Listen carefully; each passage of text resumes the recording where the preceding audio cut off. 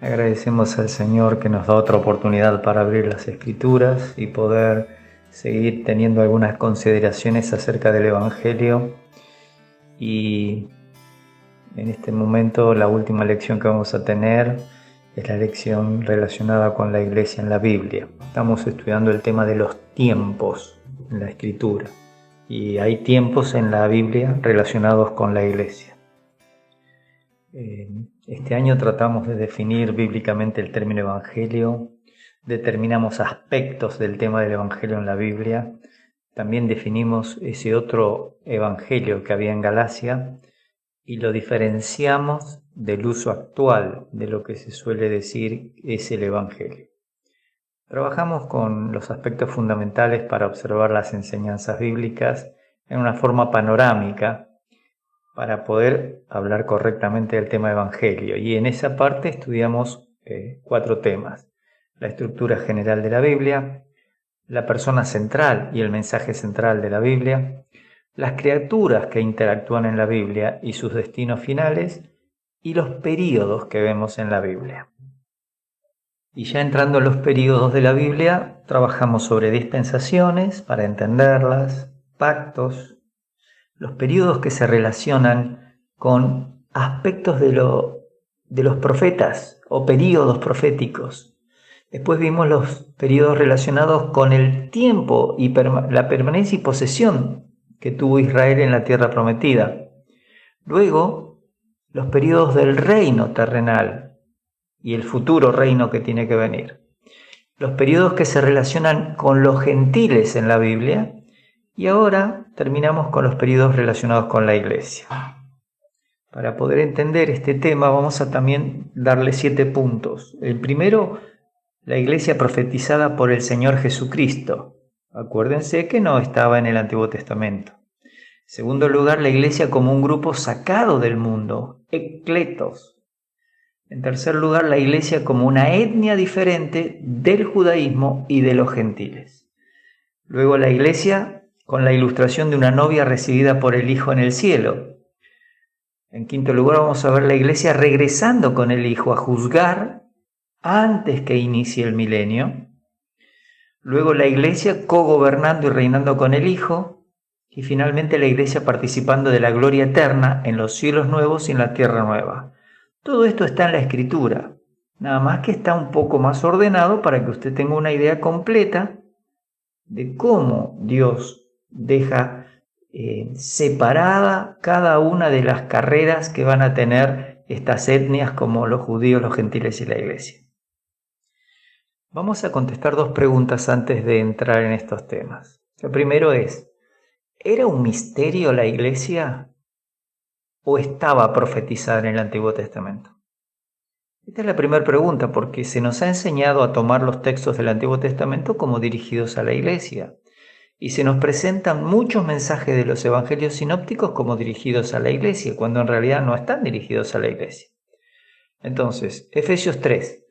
Por esta causa yo, Pablo, prisionero de Cristo Jesús por vosotros los gentiles, si es que habéis oído de la administración o economía, de la gracia de Dios que me fue dada para con vosotros, que por revelación, Apocalipsis, corred el velo, me fue declarado, es decir, colocado en mi mente, el misterio, como antes lo he escrito brevemente.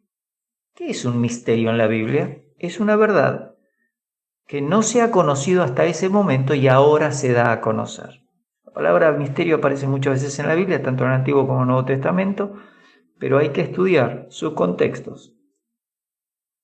Versículo 4. Leyendo lo cual, lo que Pablo había escrito, podéis entender cuál sea mi conocimiento en el misterio de Cristo. Esto es otro misterio. La Iglesia es un misterio y el misterio de Cristo está relacionado con esto. Misterio que en otras generaciones no se dio a conocer, la misma palabra. Colocarle en la mente una información que no tenía. No se dio a conocer a los hijos de los hombres, usa el término antropos, ningún hombre, ni judío ni gentil, no existían. Como ahora, cuando Pablo escribe, primer siglo, es revelado. Fíjense que es revelación. Revelación es cuando Dios corre el velo y te muestra algo que no podés saber de otra manera. Ahora es revelado a sus santos apóstoles, entre los cuales estaba Pablo, y esos profetas del primer siglo, que Dios usó para edificar la iglesia, a través del Espíritu Santo. Y entonces se explica qué es este misterio, que los gentiles son coherederos y miembros del mismo cuerpo, y copartícipes de las promesas en Cristo Jesús por medio del Evangelio, es decir, ese mensaje de salvación por la fe en la muerte, sepultura y resurrección de Cristo que tienen en 1 Corintios 15, permitía que judíos y gentiles que recibían a Jesucristo como Salvador personal formasen parte de este misterio que es la iglesia. Y Pablo termina diciendo, del cual yo fui hecho ministro, por el don de la gracia de Dios que me ha sido dado según la operación, la energía de su poder. Así que lo primero que entendemos es que la iglesia no existía en el Antiguo Testamento. Por lo tanto, cuando usted lea el Antiguo Testamento, trate de no robarle ni a los judíos ni a los gentiles compromisos de Dios para con ellos. La segunda pregunta sería, ¿hay tipos de la iglesia en el Antiguo Testamento? Bueno, vamos a tener que decir que no, porque el Espíritu Santo nos aseguró en Efesios 3 que la iglesia era un misterio, que no fue revelado hasta que vino el Señor Jesucristo, llamó al apóstol Pablo y muerte, sepultura, resurrección y ascensión. Entonces, ¿qué es lo que hacen algunas personas cuando toman texto del Antiguo Testamento? Son ilustraciones. Esas ilustraciones que ustedes pueden encontrar cuando ven a Abraham y a Eliezer que van a buscar una esposa para Isaac, capítulo 24 de Génesis, o a Senat como esposa gentil de José cuando está en Egipto, o cuando uno mira a Séfora como una esposa gentil de Moisés. Lo que estamos haciendo es encontrar similitudes, analogías, ilustraciones, pero no tipo. Les quiero explicar lo que es un tipo. El Espíritu Santo inspiró, guió a escribir exactamente lo que él quería para dejar algunos tipos. Las ilustraciones y las analogías son el resultado del estudio del hombre, pero la tipología es algo que ya el Espíritu Santo dejó escrito. En otras palabras, la tipología se determina por la misma escritura y las analogías o ilustraciones es un resultado de estudios de la persona. ¿Cómo denominamos un tipo o tipología? Cuando se la identifica en el Nuevo Testamento como tal.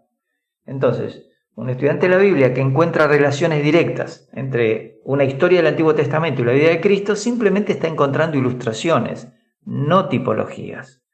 Para que una tipología sea considerada, uno tiene que mirar Melquisedec en Hebreos 7, o puede uno mirar cuando el Señor mismo dice, como Moisés levantó la serpiente en el desierto, así es necesario que el Hijo del Hombre sea levantado. Entonces uno ahí va teniendo más ideas, o 1 Corintios 10, que la roca espiritual que los seguía, de la cual bebía el pueblo de Israel, era Cristo.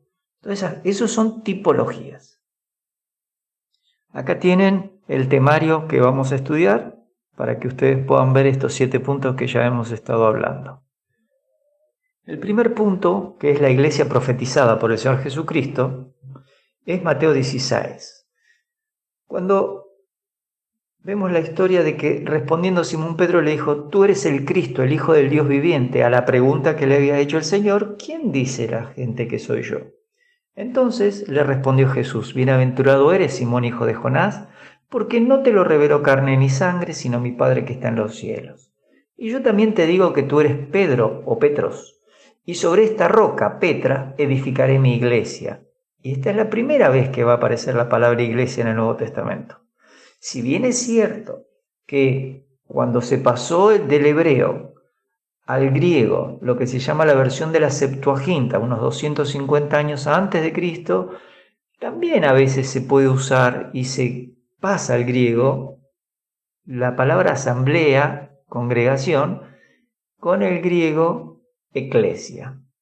Pero la iglesia es diferente de las asambleas o sinagogas judías.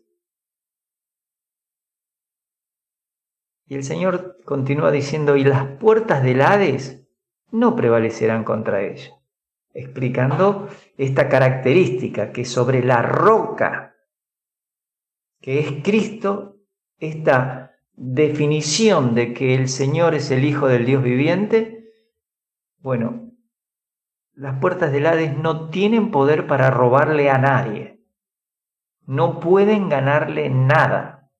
Cuando el Señor salva a una persona, pertenece a la iglesia y Cristo es la cabeza de esa iglesia. Acá está profetizado. A ti, le dice a Pedro, te daré las llaves del reino de los cielos, y todo lo que atares en la tierra será atado en los cielos, y todo lo que desatares en la tierra será desatado en los cielos. Después, esto se extiende al resto de los apóstoles. Entonces mandó a sus discípulos que a nadie dijesen que él era Jesús el Cristo. ¿Por qué? Porque ya hace 4 capítulos que Mateo nos relata que habían decidido matar al Señor Jesucristo. Por esa razón dice, no digan que soy el Cristo. Ahora vamos a ver en la iglesia profetizada por el Señor Jesucristo el segundo aspecto, la relación de comunión. En Mateo 18 se nos explica que si tu hermano peca contra ti, ve y repréndele estando tú y él solo. Si te oyere, has ganado a tu hermano, mas si no te oyere, toma aún contigo a 1 o 2, para que en boca de 2 o 3 testigos, como lo tenía por hábito el pueblo judío, conste toda palabra. Si no los oyere a ellos, dilo a la iglesia. Segunda vez que el Señor utiliza el término iglesia. Y si no oyere a la iglesia, tenle por gentil y publicano. De cierto os digo que todo lo que atéis en la tierra será atado en el cielo. Fíjense que esto se vuelve a repetir, pero relacionado con la iglesia, no con otro grupo. Otra vez os digo, si dos de vosotros se pusieren de acuerdo en la tierra acerca de cualquiera cosa que pidieren, les será hecho por mi Padre que está en los cielos. Porque donde están 2 o 3 congregados en mi nombre, allí estoy yo en medio de ellos. Lo que tenemos que aclarar es que este pasaje no habla de una remuneración, está hablando de disciplina. En la futura iglesia, le dice el Señor Jesucristo, y creo que no entendían mucho los apóstoles en ese momento, porque todavía el Espíritu Santo no se ha ido, y para recordarles lo que Cristo había dicho y guiarlos a toda la verdad, como dice Juan del capítulo 14 al 16, bueno, entonces estas personas que estaban en ese momento no tenían la capacidad que van a tener después de Pentecostés. Entonces, esto es para la disciplina de la iglesia local, no es para una remuneración. Eso es el contexto. ¿Cómo sigue el pasaje? Se le acerca a Pedro y le dice, Señor, ¿cuántas veces perdonaré a mi hermano? Esa es la idea. Y el Señor le va a decir hasta 70 veces 7. Lo que está en juego en esta charla con el Señor y los apóstoles es cómo perdonar a otros. Y ese es el objetivo con el cual el Señor da este pasaje, para que la iglesia sepa cómo resolver los problemas en el futuro. Estos son todo tipo de problemas que hay entre personas de una congregación local. Sean matrimonios, sean amigos, sean pastor, miembro, diáconos. Todo el mundo tiene que aprender a utilizar estos preceptos. El Señor los dejó para la iglesia. En segundo lugar, rápidamente vamos a tratar de recordar que la iglesia es un grupo sacado del mundo. Lo primero que vemos en Filipenses 3:20 es que nuestra ciudadanía está en los cielos, de donde también esperamos al Salvador, al Señor Jesucristo, el cual transformará el cuerpo de la humillación nuestra para que sea semejante al cuerpo de la gloria suya, por el poder con el cual puede también sujetar a sí mismo todas las cosas. En Hechos 15:14, Jacobo está resumiendo este tema de la iglesia, porque Dios está llamando a un pueblo, y entonces dice, Simón ha contado cómo Dios visitó por primera vez a los gentiles. Fíjense, está hablando de los gentiles, no de los judíos, para tomar de ellos pueblo para su nombre. En griego es para tomar de entre ellos, de entre esta etnia gentil, un pueblo, un laos, para que tenga su nombre. Y el término eclesia viene de ek, sacar afuera, que acá está en griego en el versículo 14 de Hechos 15, y kletos, llamado. Entonces, se utiliza este término iglesia para la totalidad de las congregaciones cristianas o que han recibido a Cristo como Salvador desde Pentecostés hasta el día del arrebatamiento. Pero también se usa en el Nuevo Testamento para indicar una iglesia local que está en Éfeso, en Colosas, en algún lugar determinado. En tercer lugar, la iglesia es una etnia que es diferente del judaísmo y es diferente de los gentiles. En 1 Corintios 10:32 ustedes van a ver que dice que no tenemos que ser tropiezo ni a judíos, ni a gentiles, ni a la iglesia de Dios. Porque Dios tiene planes diferentes para cada una de estas etnias. Y mezclar los propósitos de Dios para estas etnias trae problemas doctrinales. Siempre van a encontrar esos temas en aquellos que utilicen la teología del pacto para la iglesia. ¿Por qué? Porque la iglesia era un misterio y no respetar ese concepto lo lleva a simplificar y a tratar de usar toda la Biblia para una especie de cristianismo social. En cuarto lugar, tenemos que ver a la iglesia bajo la ilustración de una novia que va a ser recibida por el Hijo en el cielo en el arrebatamiento.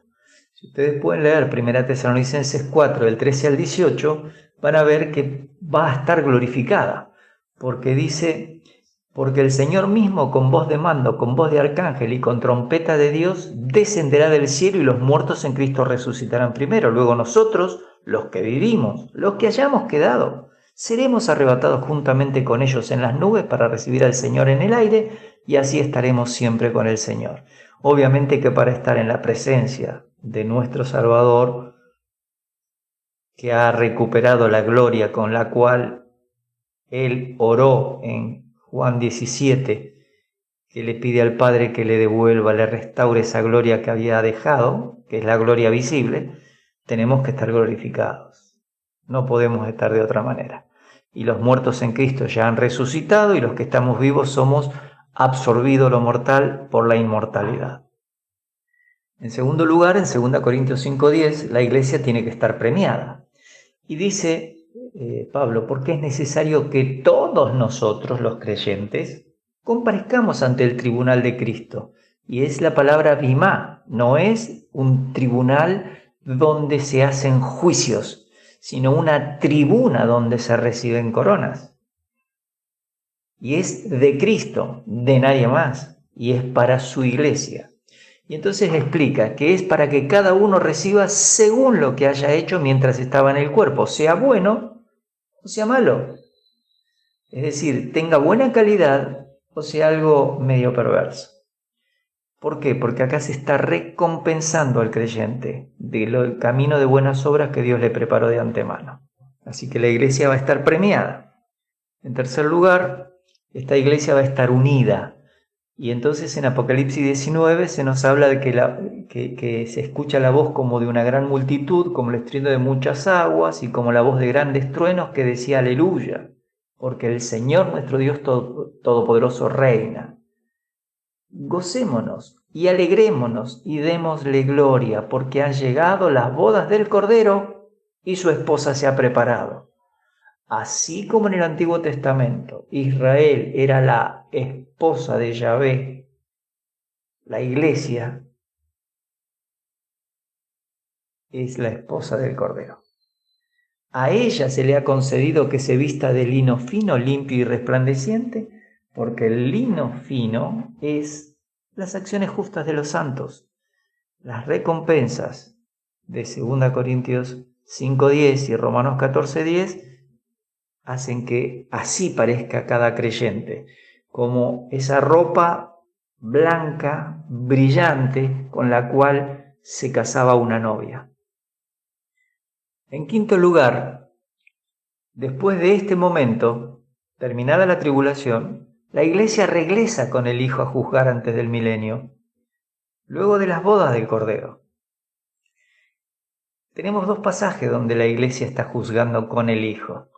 En Judas 1, 14 y 15 dice que de estos también profetizó Enoc, séptimo desde Adán, diciendo: he aquí vino el Señor con sus santas decenas de millares para hacer juicio contra todos y dejar convictos a todos los impíos de todas sus obras impías que han hecho impíamente y de todas las cosas duras que los pecadores impíos han hablado contra él. Agrega en segundo pasaje, Apocalipsis 21 en adelante, dice: vi a un ángel que descendía del cielo con la llave del abismo y una gran cadena en la mano, y prendió al dragón, la serpiente antigua que es el diablo y Satanás, y lo ató por 1000 años. Y lo arrojó al abismo, y lo encerró, y puso su sello sobre él para que no engañase más a las naciones, hasta que fuesen cumplidos 1000 años. Y después de esto debe ser desatado por un poco de tiempo. Y vi tronos, y se sentaron sobre ellos los que recibieron facultad de juzgar, y vi las almas de los decapitados por causa del testimonio de Jesús y por la palabra de Dios. Estos son los que han muerto en la tribulación, no los confundan con la iglesia. La iglesia ya está glorificada, ya se han producido lo que se llama las bodas del Cordero, esa comunión importantísima por la eternidad que vamos a tener con el Señor. Así que estos que se sientan porque tienen la facultad de juzgar es la iglesia. Y por supuesto, está el Señor Jesucristo. Y las almas de estos decapitados son los que murieron en la tribulación. Los que no habían adorado a la bestia, para que nos demos cuenta que la bestia está en el milenio, no en este tiempo, ni a su imagen, y que no recibieron la marca en sus frentes ni en sus manos. ¿Y qué dice? Y vivieron y reinaron con Cristo 1000 años. Pero ese es solamente el preludio de la eternidad. La escuela del pacto suele decir que no puede haber 1000 años de gobierno de Cristo en la tierra, porque en algunos pasajes se dice que el reino de Cristo es eterno. Las dos cosas son ciertas. Están las dos cosas escritas en la Biblia. Versículo 5. Pero los otros muertos, es decir, los que no tenían relación con Dios, nunca tuvieron relación con Dios, no volvieron a vivir hasta que se cumplieron 1000 años. Es decir, todos los que estamos en esa primera parte es la primera resurrección. Pero los otros muertos, esa va a ser la segunda resurrección. Versículo 6 resume: bienaventurado y santo el que tiene parte en la primera resurrección, porque la segunda muerte no tiene potestad sobre estos, sino que serán, remarquen, sacerdotes de Dios y de Cristo, y reinarán con él 1000 años. Hay un periodo para reinar con Cristo 1000 años. Está escrito acá. Como dice un profesor que yo tenía, siempre estuvo escrito. ¿Por qué nunca lo leyeron? Solo hacía falta leerlo. Miren, el punto 6, que es la iglesia cogobernando y reinando con el Hijo durante el milenio, lo vamos a mirar en 5 pasajes. Apocalipsis 1:6. Y nos hizo reyes y sacerdotes para Dios su Padre. ¿Por qué reyes si no vamos a reinar? A él sea gloria e imperio por los siglos de los siglos. Amén. Apocalipsis 26, que acabamos de leer, dice que bienaventurado y santo el que tiene parte en la primera resurrección. La segunda muerte no tiene potestad sobre esto, sino que serán sacerdotes de Dios y de Cristo y reinarán con él 1000 años. Es el mismo grupo, sacerdotes y reyes. Vamos a la diapositiva siguiente. 2 Timoteo 2:12. Si sufrimos, también reinaremos con él. 1 Pedro 2:9, mas vosotros sois linaje escogido, real sacerdocio, real, de un reino. ¿Por qué seríamos un sacerdocio real y vamos a reinar con él si en realidad no va a haber un reino? Y vamos a la última diapositiva en Apocalipsis 2:26 y 27, cuando él escribe a la iglesia. Le dice: al que venciere y guardare mis obras hasta el fin, yo le daré autoridad sobre las naciones y las regirá con vara de hierro. ¿Quién va a gobernar, según el Salmo 2 y muchos otros pasajes, con vara de hierro a las naciones? Y las va a quebrantar como vaso de alfarero. Y que ha recibido del Padre esa autoridad, el Señor Jesucristo. Entonces la iglesia va a cogobernar y reinar con el Hijo durante el milenio. Nuestro último punto sería la iglesia participando de la gloria eterna en los nuevos cielos, en la nueva tierra, donde va a estar en la Jerusalén celestial. Hebreos 12, 22 al 24 dice: sino que os habéis acercado al monte de Sión, a la ciudad del Dios vivo, Jerusalén celestial, a la compañía. Esta palabra compañía es muy interesante, yo se las dejo ahí anotada. Tiene que ver con una reunión que es festiva, alegre, jubilosa, una celebración. Hay un montón de ángeles, la palabra es miríadas de ángeles, millares decimos nosotros en la traducción, de ángeles contentos, porque en ese lugar de la Jerusalén celestial va a haber una serie de integrantes. Vamos a mirarlos en la siguiente diapositiva.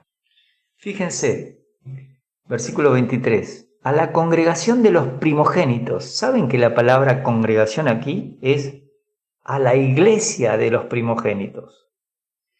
Que están inscritos en los cielos. Están anotados sus nombres en el cielo. A Dios el juez de todos, porque Él va a estar en la Jerusalén celestial. A los espíritus de los justos hechos perfectos, si toman un tiempo, revisen capítulo 11, versículo 40. Después de describir a los héroes de la fe, que les decimos siempre del capítulo 11, hombres y mujeres que fueron capaces de vencer por confiar en Dios, y algunos que murieron sin recibir nada, pero saludándolo desde lejos. Esos son los espíritus de los justos hechos perfectos. ¿Ven cómo la Biblia separa a la iglesia de los santos del Antiguo Testamento? Y si vamos a Apocalipsis vamos a encontrar, como vimos la vez anterior, que también las naciones van a estar allí, en la eternidad. Termina el versículo 24 diciendo: a Jesús, el mediador del nuevo pacto. El nuevo pacto. A la sangre rociada, que habla mejor que la de Abel. En 1 Pedro 1:2 dice que esta sangre es para obedecer, ser rociados con su sangre, ¿no? Pero no quiero gastar tiempo en este tema, pero algún día hay que estudiar bien este tema. ¿Por qué sangre? Porque ese es el concepto de la Biblia, que sin derramamiento de sangre no hay remisión de pecado. Por allí algunos traductores han tratado de utilizar la palabra muerte, pero lo correcto es sangre. Desde el capítulo 3 de Génesis, que aparece el pecado, sangre es la forma en que Dios resuelve ese problema. Cada vez que Israel tenía el día de expiación en Levítico 16, una vez al año, había sangre. Y esa sangre tenía que estar en el propiciatorio. Esa sangre miraba, dice Romanos 3, el sacrificio futuro, la sangre derramada del Señor Jesucristo. Para los antiguos, o la gente del Antiguo Testamento, la sangre cubría. Kafar es el término hebreo que se utiliza. Pero para el apóstol, para Juan, cuando él escribe lo que decía Juan el Bautista de Cristo, dice que dijo: he aquí el Cordero de Dios que quita el pecado del mundo. Este es un tema que la Escritura nunca rehúye. Muchos pueden pensar: qué religión sangrienta, cruenta. Bueno, ninguno de nosotros tiene los ojos de la santidad que tiene Dios para saber con qué se puede reparar la situación del hombre que está en Adán y pasarlo al reino de la luz y colocarlo como un hijo amado y hacerlo santo en posición, darle la oportunidad de tener una comunión con el Padre, con el Hijo y con el Espíritu Santo. Nadie puede medir eso, solo Dios. Como resumen de este tema que hemos visto este año hasta este momento, les quiero decir que una buena hermenéutica no le permite a las personas, a los creyentes, arbitrariamente mezclar las etnias que aparecen en la Biblia. Hay judíos, hay gentiles y hay iglesia. Dios tiene un plan para cada una de esas etnias. No las podemos mezclar. En segundo lugar, Recuerden, la iglesia es un misterio que es revelado en el Nuevo Testamento. Y no hay que apropiarse de los textos que se le dieron a los judíos o a los gentiles en el Antiguo Testamento para nosotros. En tercer lugar, cuando abras tu Biblia para leer, recordá ubicarte en qué tiempo fue escrito, qué dispensación estás leyendo, en qué cultura y geografía estás ubicado y dentro de los conceptos de la teología sistemática. Si estás en el Antiguo Testamento, no tenés iglesia. En cuarto lugar, siempre es bueno tener un diccionario confiable y orar para que Dios nos ayude a entender su palabra. Que el Señor les bendiga.